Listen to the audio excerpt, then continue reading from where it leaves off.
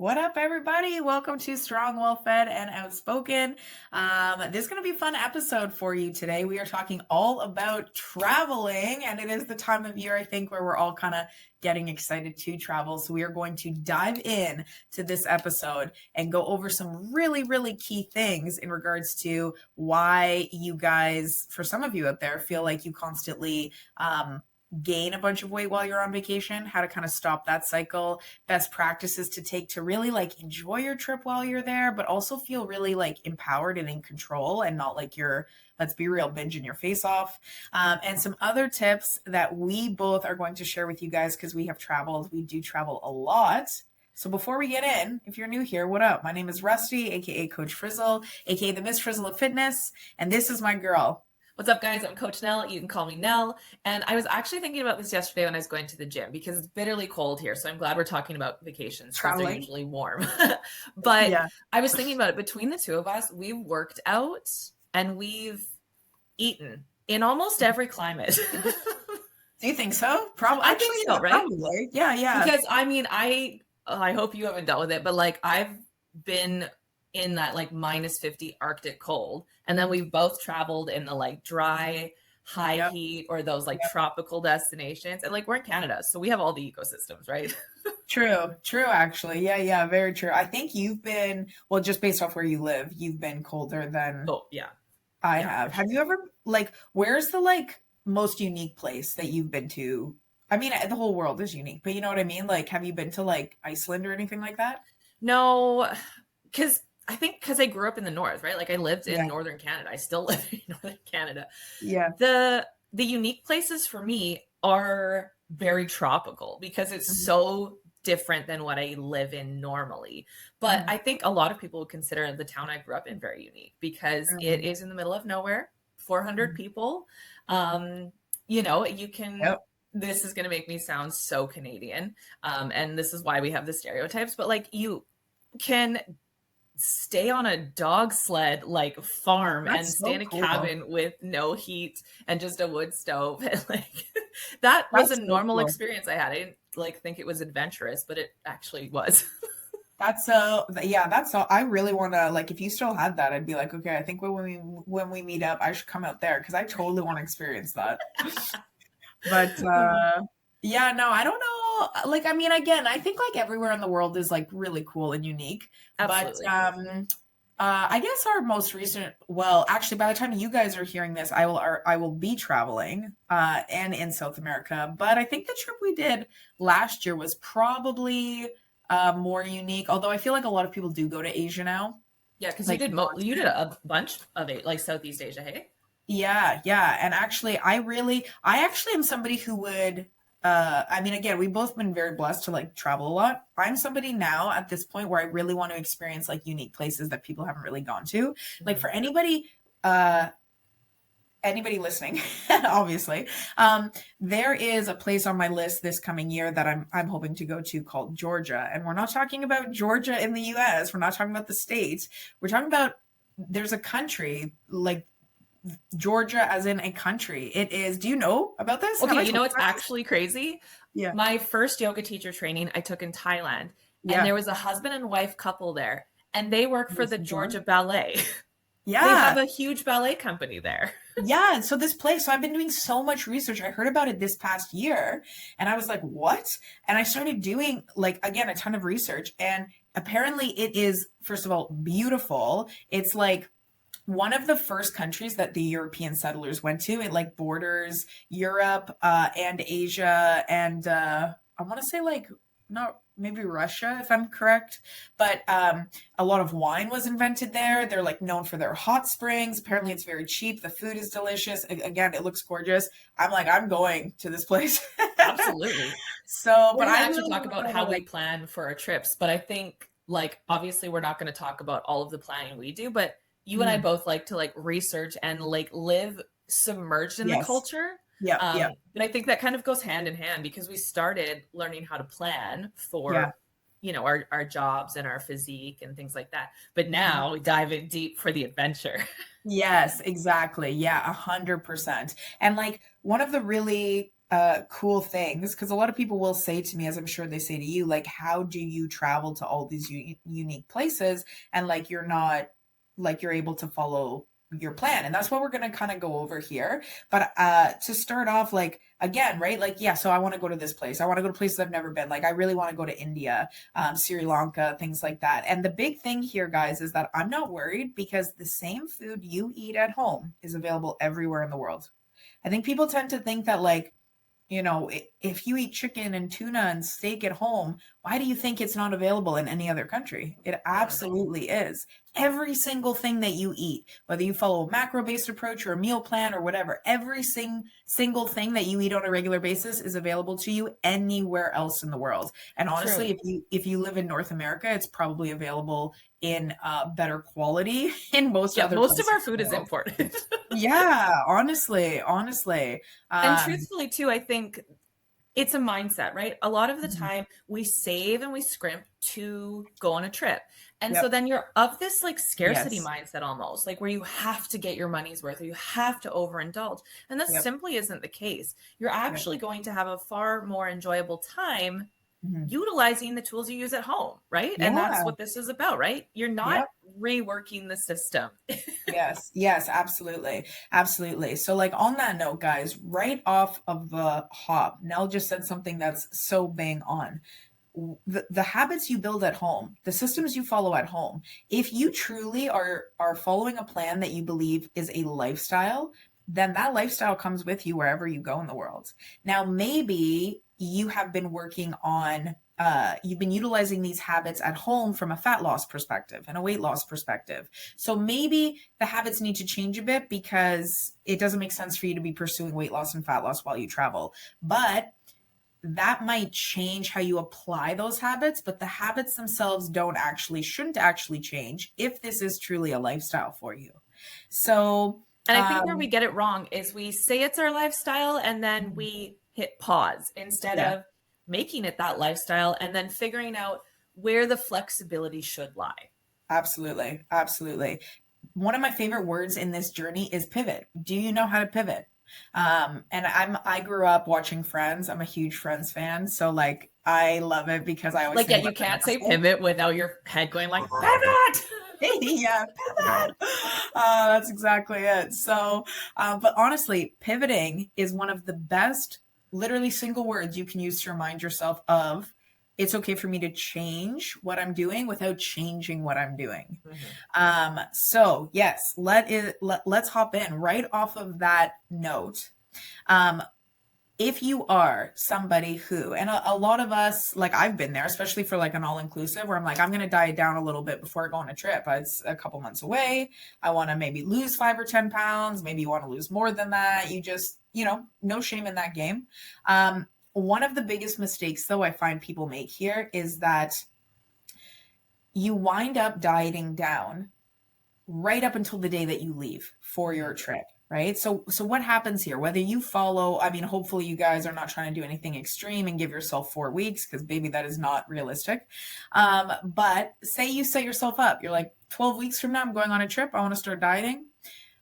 As your diet goes along, as in any case, right, it's going to get harder. You're going to reduce your food more. You're maybe going to wind up doing more cardio. But your intake and your output is going to just wind up becoming more difficult. The problem here is that as you get going and as things get hard, one of the best ways you're motivating yourself is because of this trip. You're like, I got 8 more weeks to go, 6 more weeks. I got 4 more weeks to go. It helps keep you really on path. But what you are subconsciously doing is telling yourself 4 weeks to go, and then I'm done. Then I'm free. Then I don't have to do this again. So again, you're telling yourself, like, when this is done, I'm going to subconsciously give myself permission to eat whatever I want, to drink whatever I want, because this diet is over. Right. So it's like the rules don't apply at the end of whatever you've set for yourself. Exactly. So you're building up, it's getting harder, but you're staying motivated because you've got this countdown that you've given yourself. You diet right up until the day that you leave. You're hungry, but you're like, baby, I did it.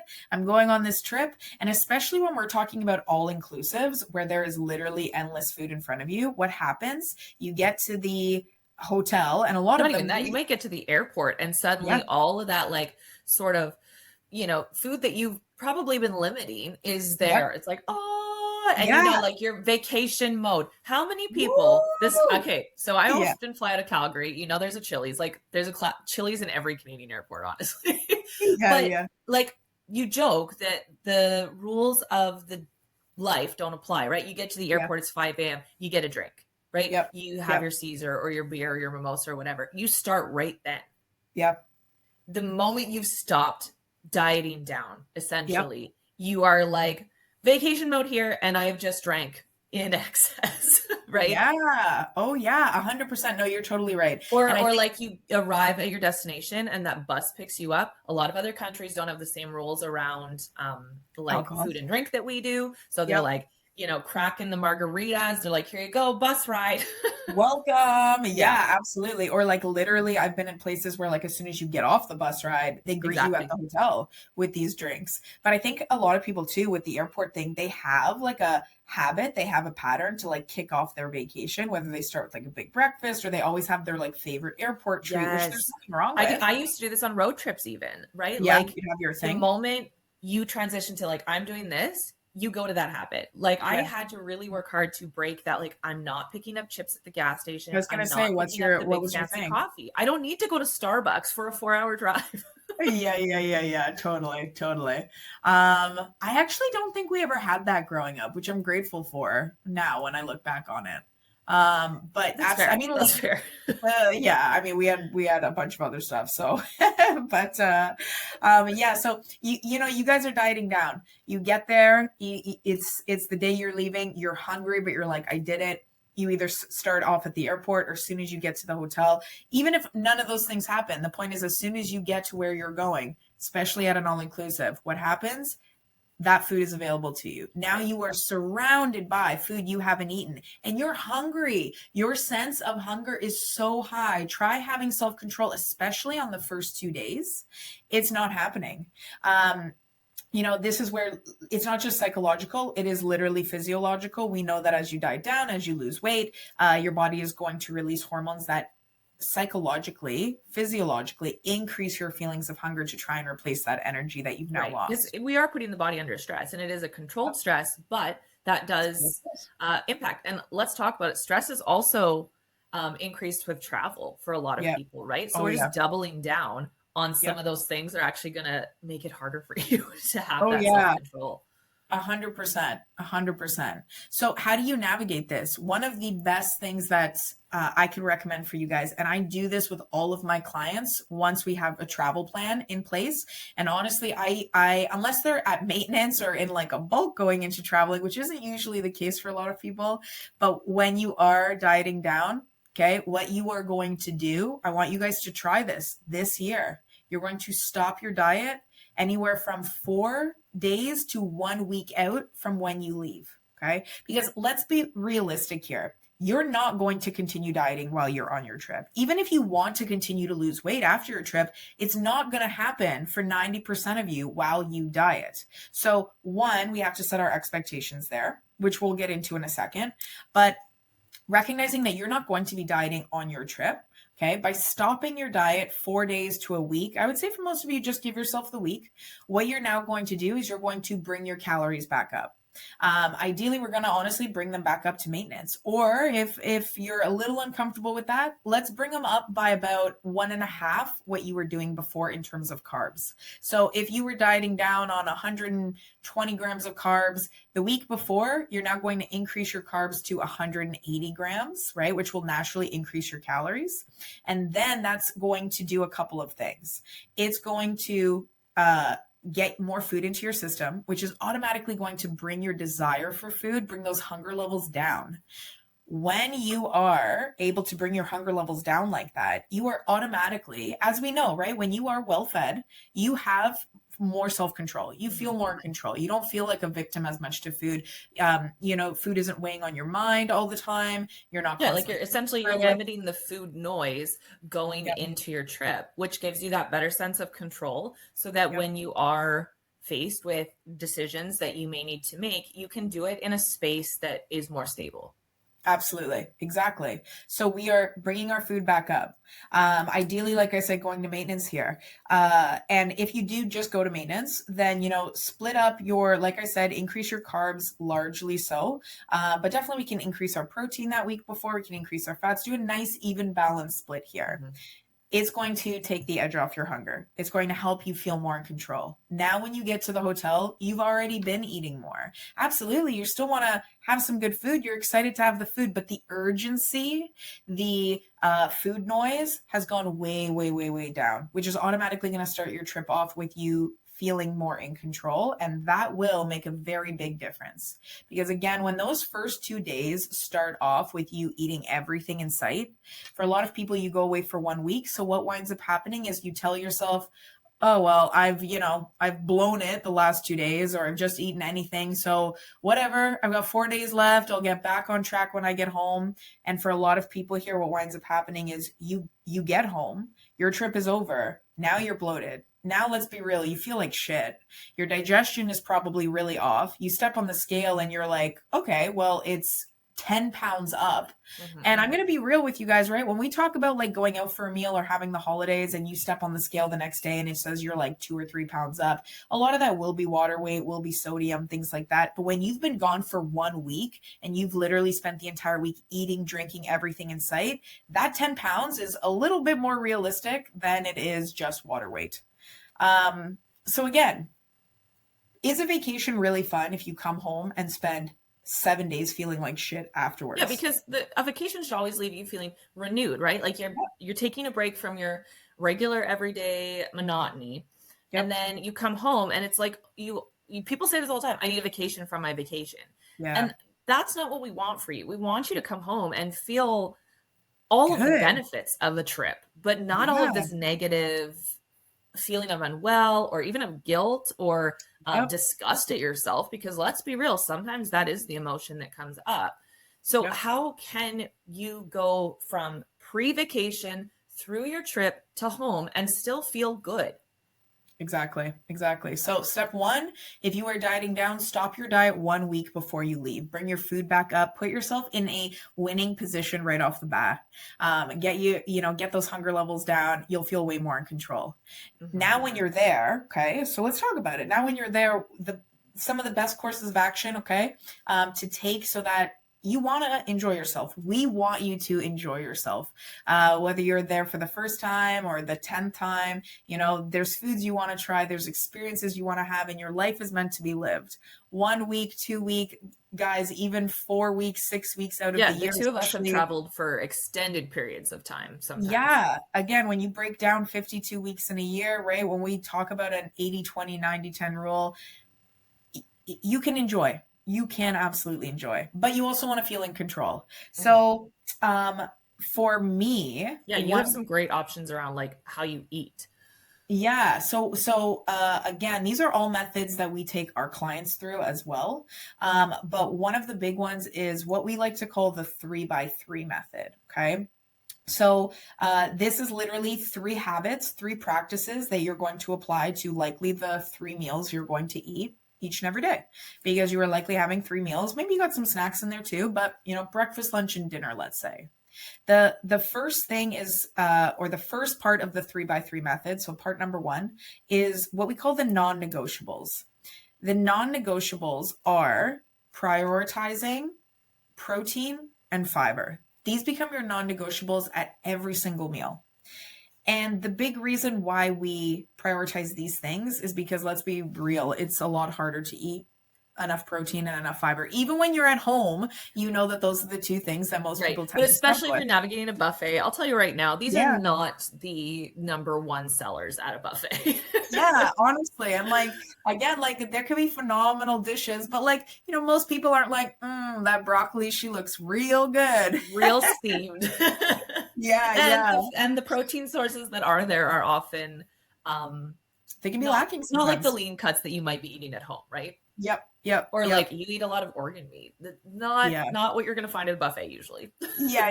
Even if when we go to Cuba or Mexico or Dominican, right? If they had liver out, I think people would be like, what the hell is this? Yeah, exactly. So priority number 1, Okay. Part one of the 3x3 method is your non-negotiables. You are having protein and fiber with every single meal, not just because it is harder to hit those things. So that's why we want to make them the first part of our awareness cue, right? Focus on what you struggle with first, but for other reasons here too. Protein and fiber are very satiating. Okay. That means you're going to feel fuller longer. Yes, exactly. So when you are able to first prioritize and eat the things that are very satiating, again, it's going to put you in a better position to make decisions around what else you're choosing to eat, because you're no longer feeling on edge or super hungry all the time. A lot of people struggle with digestion when they travel due to yes. Different climates, travel, all these things. Hello, fiber. Yeah, no, it's completely true. And a big thing we go over with our clients, fiber and protein here, but fiber especially is going to be really beneficial from a blood sugar perspective. So again, with your satiation, it's also going to be super beneficial from a digestion perspective. Eating enough fiber is very, very important. First of all, you are likely going to experience some type of digestion change when you travel, even if you were to eat the exact same things, because remember, food is cultivated and grown differently in different parts of the world. So if you are able to set yourself up for success by also having a good amount of fiber with every meal, that's going to help keep your digestion in check. And when your digestion stays in check, you tend to feel a lot better as a whole too. So protein, fiber, going to focus on those things because they're harder to hit. They keep us more satiated. They influence our blood sugar. And they really actually take care of internal factors like digestion, while also giving your body a lot of micronutrients that you're going to just feel better from. Keep your energy levels up. Keep your sleep in check. So that's priority number one. A great rule of thumb here is every single meal, aim to have about 1/3 to a half of your plate be a fiber source. At breakfast, maybe you're going with fruit here, right? Yes, we're talking like fruits and veggies typically here for this. Yes, yeah. So as much as like potatoes and rice is not great on fiber, but like potatoes like and an oat rice or something, right? Yeah, they can have fiber. We're talking about, yes, fruits and veggies specifically here. So 1/3 to a half of a plate of veggies, maybe some fruit at breakfast, and you want to aim for about 1/3 of your plate, or honestly, anywhere from a full hand size of protein. It's a great rule of thumb. And if you guys are visually thinking about a plate, that might be more of your plate than you're used to. You're not used to this. Yeah. And don't feel like you have to stick to one thing too. Try different veggies, try different meats in the same plate. Yeah, Like if you're at an all-inclusive buffet, take yeah, advantage of it. Have some try new seafood, things. have some pork, chicken, beef, yeah, maybe try fruits and veggies that you don't normally get access to at home, right? Legitimately though, honestly, you guys, and when you travel to, especially to different destinations, different things will be in season. It's a great opportunity to try some new things. I've like become obsessed with new fruits from trying them in different places. Mm-hmm. Then you get home and you buy them and they're disappointing because they're like, they've taken so long to get here. Yeah, not the same. Or some things like you can't even, it's like really, really hard to find. Anyways, I could go off on a tangent, but now is not the time to talk about it. So half your plate, fruit and veggies, 1/3 of your plate, get your protein, and then that leaves how much of the plate left?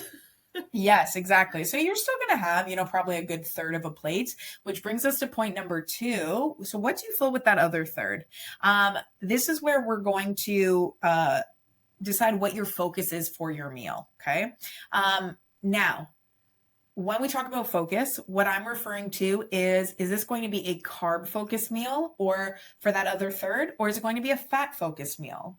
A really great way you can portion control without whipping out your scale and weighing everything out is by deciding, is this meal going to be more carb based or fat based? By automatically focusing on one macro and not really the other, you are going to wind up subconsciously just saving calories and eating less, which again, we're not approaching this from a deficit perspective, but we're just approaching this from the perspective of being a little bit more aligned with keeping you in check, to be honest. Yeah, because we're talking a little bit more about like how to find the flexibility here, right? Like how to visually plate versus trying to track all your macros or something like that, right? So it's about finding ways to keep things within certain parameters without having to maybe be as specific or as restrictive as you are at home or when you're trying to achieve specific goals, because this is vacation, right? And there should be a little Absolutely. flexibility there. Absolutely. So if you have 3 meals a day, we're going to have one of them be a little bit more fat focused and one be a little bit more carb focused. And then you're going to have one meal that's both a combination of carbs and fats. Keeping in mind, step number one, protein and fiber is is the non-negotiable, which means that it's a part of every single meal. So you'll have fiber, protein, and fat for one meal, fiber, protein, and carbs for one meal. And then you'll have one meal where you've got fiber, protein, carbs, and fats. Now, speaking from experience, both like personally and again with all the clients we've worked with over the years, I tend to find that people have an easier time prioritizing fats at breakfast, which I mean, think about breakfast foods, right? Even when you're looking at like protein sources, they tend to be fattier based protein sources. We tend to see more ham, sausage, eggs, cheese. And how they're cooked too, right? Like Yep. often breakfast is like an omelet. Well, that's typically cooked in an oil or with full fat cheese, right? So we're increasing Yes. that fat by including those. Yes, exactly. So really easy at breakfast to prioritize protein, fiber, and fats. And a really easy tip is to likewise also get your protein from a fat-based source in this case, which will be easy. And then, throw in some fruits in there, which is still going to give you some carbs, right? We're not aiming for like 0 carbs when it's a fat-based focus, but we are just not intentionally then choosing, let's say, rice or pita or things like that. In which case then lunchtime comes around. Again, we're hitting our protein and fiber. Now maybe we're taking a carb-based approach. And again, you've likely been up for a few hours. You've been swimming or hiking or doing some type of activity. And now we're going to have a little bit more carbs. So maybe you're doing rice or doing some pasta or potatoes, bread, yuca, sweet potatoes, whatever it is, depending where you are in the world. And again, maybe the protein source you choose at lunch is going to have some fats in it. Maybe it's going to be some pork or something like that. That's okay. The goal is we're not like, oh, I can't have any fats at all. It's just not what we're focusing on. So we're not looking for the additional, so to speak. And then again, from experience here, dinner time tends to work really nicely for people to have a bit of everything. So we've got our fiber, we've got our protein. Now we're having carbs and fats, whether you're going to an a la carte. Yeah, because like on vacation, even people tend to typically like sit down and enjoy the meal at dinner, whereas lunch is usually like a midday kind of break up the activities, and breakfast is like a quick get it going so you can get on with whatever you have planned for the day. Dinner is very much a sit down and relax and enjoy company, right? So it makes sense that would be your sort of like all-encompassing meal because you're all invested in it, right? Yes, absolutely. No, that's a great point. Yeah, I mean, I know for us when we've gone to all-inclusives or even when we're doing exploring style trips, a lot of the time we'll just even grab and go for lunch, right? It's kind of same like breakfast, or you just run in from the beach or whatever it is. So yeah, dinner I find is really, really nice time to maybe you're dressed up, maybe you're not, but you are taking your time. It's the end of the day, you are relaxed and you're enjoying your meal. Number 2 of the 3x3 method is, what is your focus for that meal? Split up your carbs, split up your fats. Is a really, really, again, great way to help you portion control and be more aware without necessarily whipping out your calorie or your macro tracker or whatever it might be. Last part of this, okay, what about the fun foods? I mean, all food is fun, but like, what about the snacks? What about the desserts and things like that? What about the things that you're like, oh, I really want to try sometimes this? the things you're not sure if it would fit into the meal, right? I mean, I do a lot of food research before I travel because I'm a huge nerd about it and I get excited. But realistically, sometimes I end up in a country and I'm like, I honestly don't know how this would break down or what this actually is, but I still want to try it. 100%. Yes. No, 100%. That's so true. Whether it's something you love and you just like, I really want to have this, or you're not sure. It's what we call the 3 or honestly 4 bite practice here. Let's be real. So when we talk about foods we do really love, when you have a craving for something, or it's again like a dessert you love or whatever, even a meal that you love, I know for me, a lot of the time, like 99.9% of the time, baby, that first bite is the best bite. Oh, 100%. Honestly, I used this rule just last week at home. I tracked my macros. I had it all worked out. And then I used this and I was like, well, that ain't it. We're not doing it. Yeah, literally though. That's amazing. No, because it works so well, you guys. The 4-bite practice allows you to recognize that, again, that first bite is like an explosion, especially when you're looking so forward to it. Or again, if you are trying something new and it's like 10 out of 10, the first bite is an explosion. So much flavor. Yeah, like the anticipation and the lead up makes that first bite like the wow. Like it's like when you're at a show or something and the curtains open and you're like, oh, like it's just really exciting because the whole experience has led to it, right? Yes, absolutely. It's like where your mouth is watering because you just know. Yes. And then bite number 2 is almost as good. It is pretty good. Yeah. Like you know what to expect, but you're like, yeah, I'm expecting it now, right? Like it feels known, so it's not mysterious, but then you can start to like pick up all the little pieces, right? Like you know, all of the sensations, all the tastes, all of the things you missed the first round. Absolutely, especially if it's a new food. First bite, she's your explosion. She's like, damn, I love this. I miss this, or this is unbelievable. Second bite is like, wow, she is really as good as that first bite was. But this is also why I encourage you to also eat slow so you can enjoy these bites. Third bite, she's still good, but let's be real. By the third bite, you're just like, yeah, it's really good. And for most people, by the fourth bite, they are probably good after that. By the fourth bite, you're like, yep, she is good. That's really enjoyable. Now, if you want to eat the entire thing of whatever you're eating, understand that there is no shame in that game and you can absolutely finish whatever it is that you started. But this is about awareness and recognizing that you also don't have to finish something that you get. You don't have to finish something just because you started it. So if you're done after bite 2, if you found joy in 2 bites and you're done, you're done. You don't have to continue on.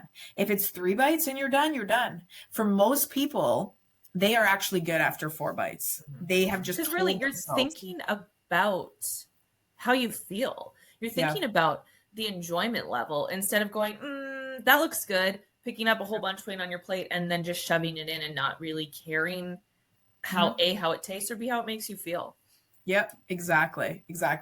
And one of the biggest things I learned, honestly, you guys, even in my own journey, when I started to struggle with assessing, because having been a binge eater for years, right? When I was trying to reestablish my hunger cues, which is a really hard thing to do when you kind of feel you don't have them because you've shut them off because of binging for so long.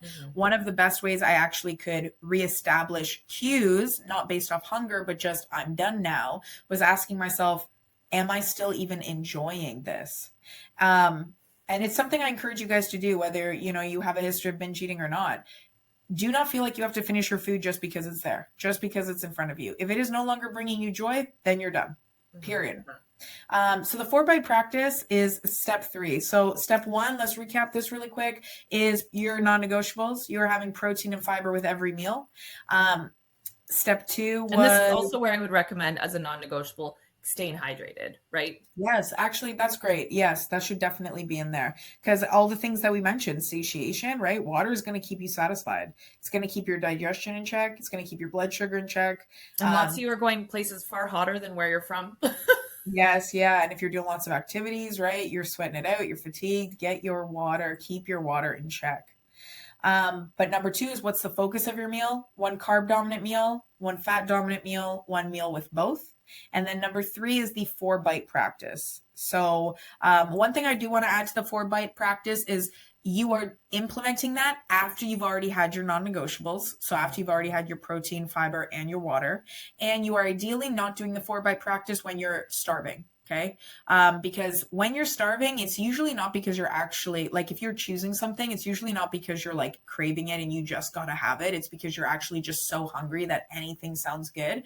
And that's where we're putting ourselves in a position of likely overeating or possibly even eating things we wouldn't have even chosen otherwise.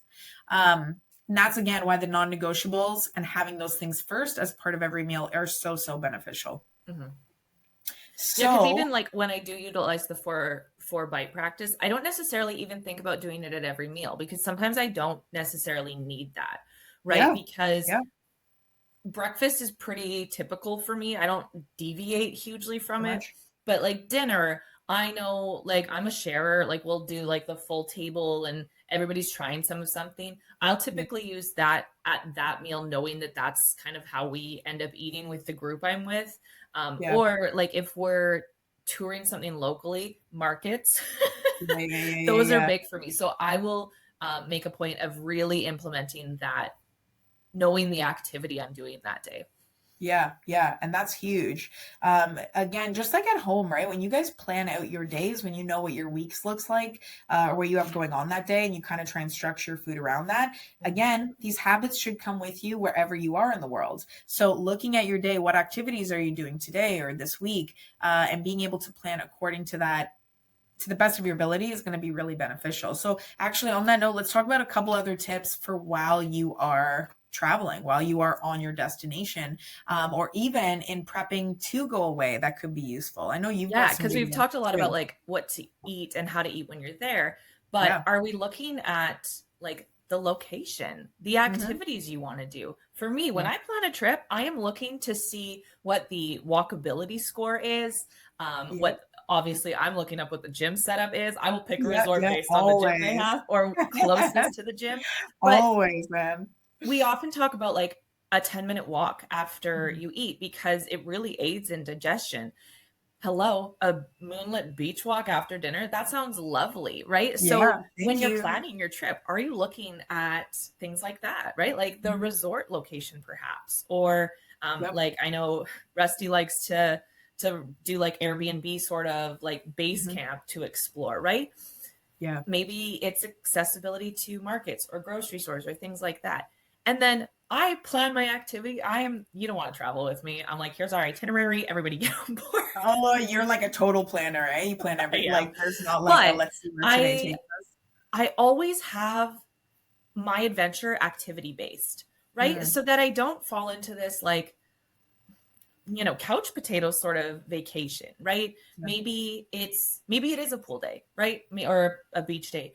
But I like to explore. So when I'm Mm. on vacation, my activity levels are usually higher. And you'll hear people like, "Oh, I traveled Italy and I didn't gain any weight," because their step count was astronomical compared Insane. to them sitting Yes. at their office every day, right? Yes. Oh, yeah, absolutely. And honestly, when you guys start to apply some of these practices, paired up with the fact that you are in a relaxed state, your mind's at ease, you're calmer, you're enjoying, and you're getting lots of movement in, you're swimming, you're doing water sports, you're hiking, you're exploring. This is why it is actually possible for you to come home from a vacay and not have gained any weight while still enjoying yourself. And But knowing yes, how you eat too. I used to run into issues with liquid calories, yeah, right? that's a good one. Especially all inclusive. But Yep. even at breakfast, I always joke like I'm not a juice drinker at home, but the minute Yeah. I'm at a hotel, continental You breakfast, juice. Oh, Why? really, eh? Okay, Right? interesting. Yeah. No, So, I'm right, this not. is why hydration is really important as a non-negotiable for me. Yeah, yeah, I could totally understand that because juice, I mean, she is sweet, even like totally just natural, juice. Yeah, there's nothing I'm inherently wrong with juice, but it adds up for me hard and fast because I don't actually drink either. So yeah. I know that like alcohol is not serving me in terms of calories or the impact it has on my body. But then I'm out with everyone and I'm like, oh, I'll just get, whatever Yeah. juice because I'm usually somewhere tropical.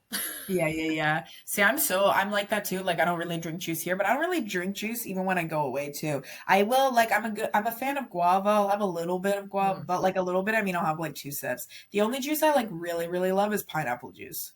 For mm. me, that like good pineapple juice is literally gold. It's and it is literally gold. So but yeah, no, planning around knowing what your habits are and your activities are huge. And I think maintaining some form of activity, some mhm, form of movement throughout your vacation can be really helpful. yeah. And I would almost go as far as to even consider planning your day around it. If Yeah. you know it's going to be hot, get something in that's a little bit active in the morning. And I'm not saying like go run around your resort. Maybe that is for you. But Yeah, yeah. plan non-food based activities. Yeah, yeah, absolutely. Yep. And this is like even if you guys are going to like a place that is absolutely known for their food. You're going to Italy, you're going to Croatia, a lot of the European places, still the emphasis that you're going to put on to food or just the activity each day is what you are telling yourself has to count in order for it to be considered like a good trip or a good day.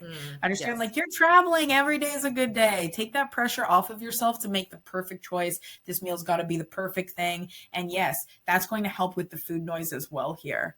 A big one. We should probably talk about the like actual travel time as well and how we Yeah, manage yeah. that. Well, a big one that I would say here for traveling when you are at your destination, and this kind of pairs up with how you can prep for your travel too, is a couple things that will benefit you guys to travel, like to bring with you on your travels. Okay.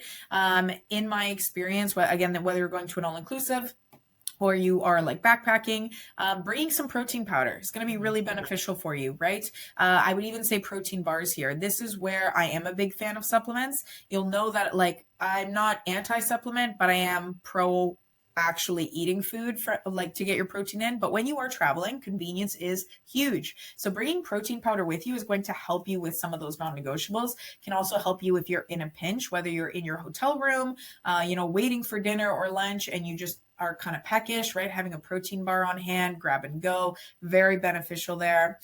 Some other Or things even that like, the setup, like once you arrive, maybe there's a buffet for breakfast and it's always going to be like a really fatty pork sausage. And that doesn't necessarily fit in with your 3x3 rule. So it's easy to take the oatmeal and throw some protein powder in it, right? Because it tends to be lower in the fat, right? So that you do have that fat option for maybe your lunchtime meal. Yep, absolutely. Other things that work really well is actually bringing some canned things with you, right? So we actually just went to Cuba in August, and I know, crazy time to go Cuba, but anyways, I've been to Cuba many, many times, so I also know what to expect, but I was actually in a fat loss phase, and I did document it. If you guys go back to my profile, you will see, because I did actually maintain my cut while I was there. But one of the things that I did bring on top of protein bars and powders, are actually some canned chicken. I brought some canned tuna as well. You can throw those things into your actual luggage and you're going to have no problem with customs.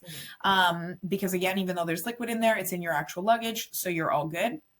I also actually brought like the tuna. I didn't bring canned tuna. I brought the like Ziploc bag tuna. If you live in the US, you know that this is fantastic as well because it's non-perishable and it's a lot lighter than the cans.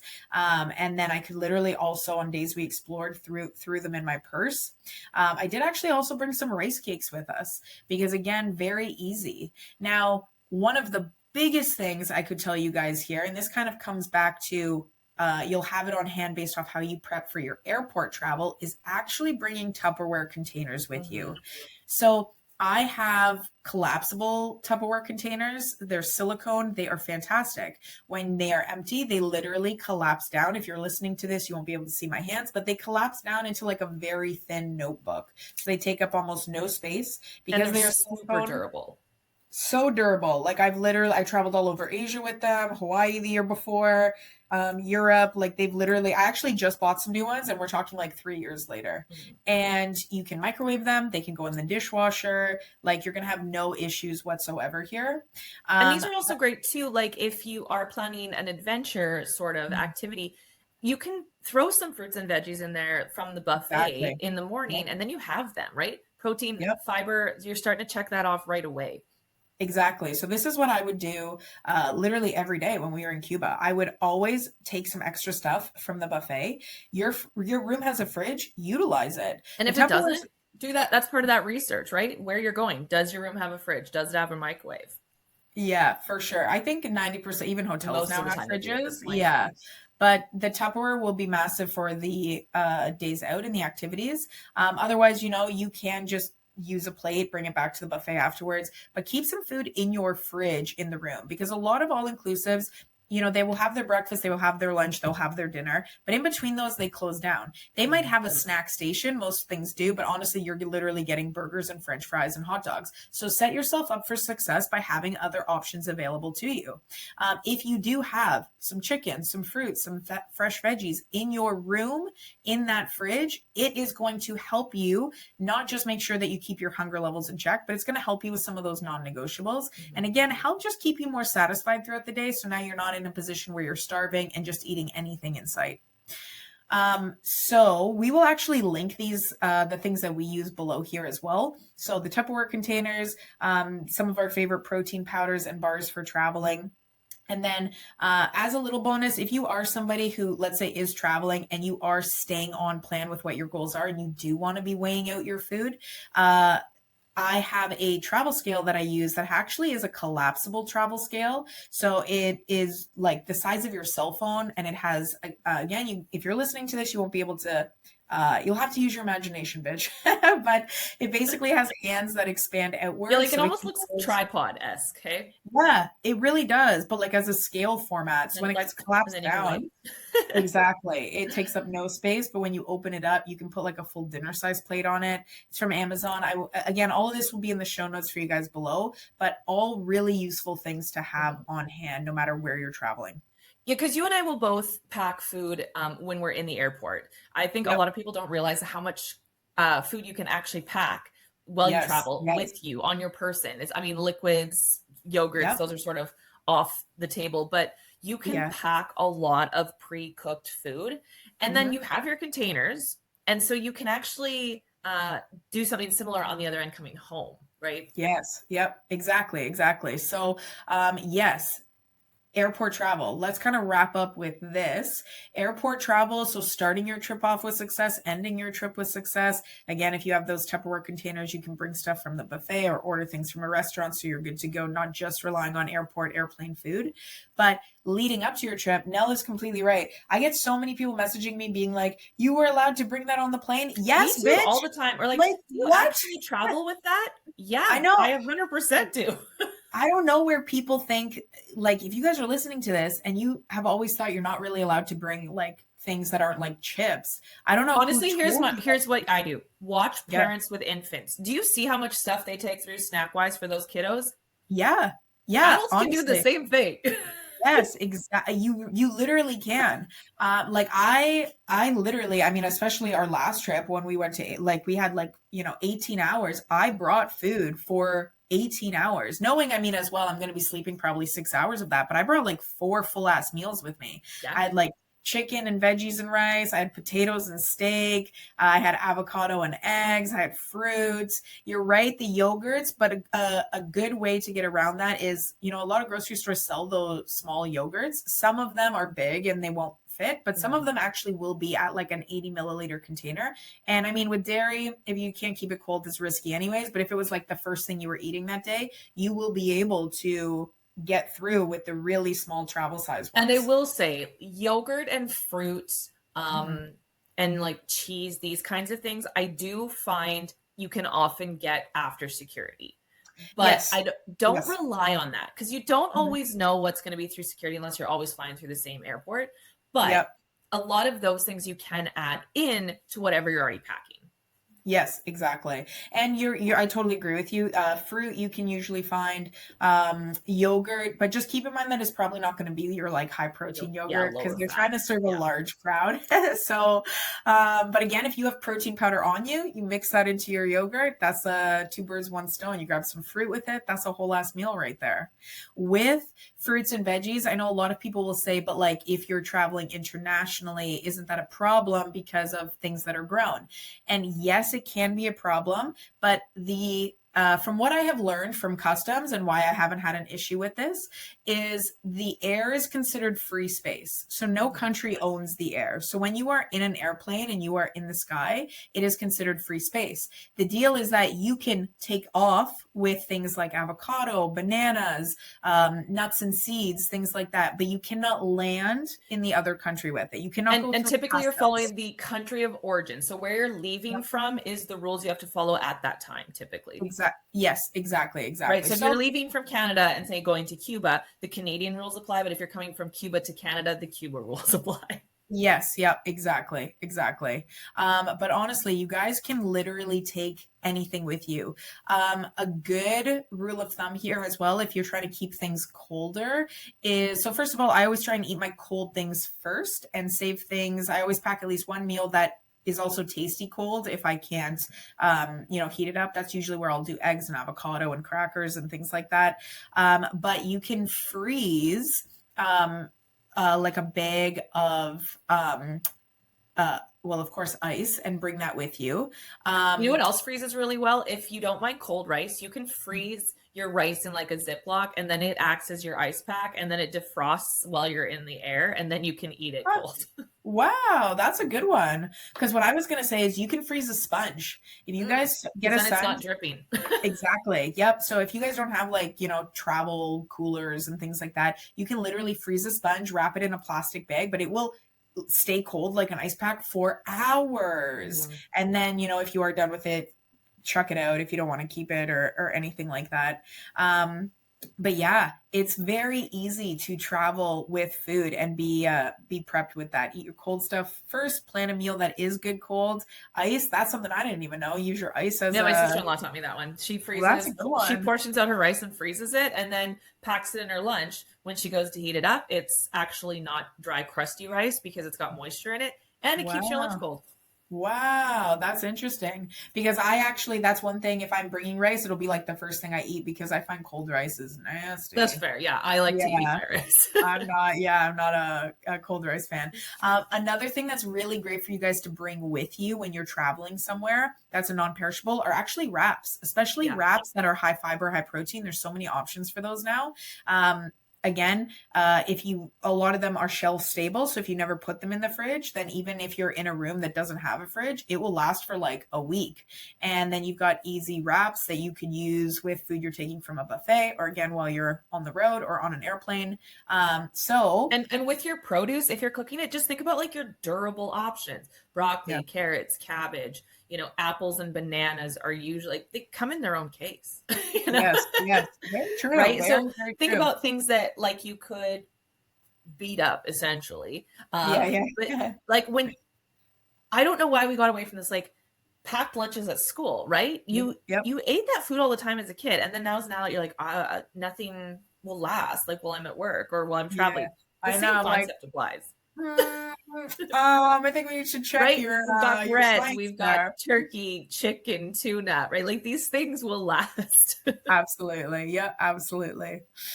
So that is some travel tips, how to set yourself up for success, you guys. So whether you are losing weight before a trip, how to finish that up so that you are able to go and enjoy your vacay and not feel like you're binging on everything in sight and gaining 10 pounds and then, ruining your progress, so to speak, or feeling like trash. Tips that you can take with you, the 3x3 method to actually apply while you're there to have a really good time, enjoy your food, but still feel in control. And then tips for things that you can bring with you both while you're at your destination and when you are flying to your destination to set yourself up for success right from the beginning.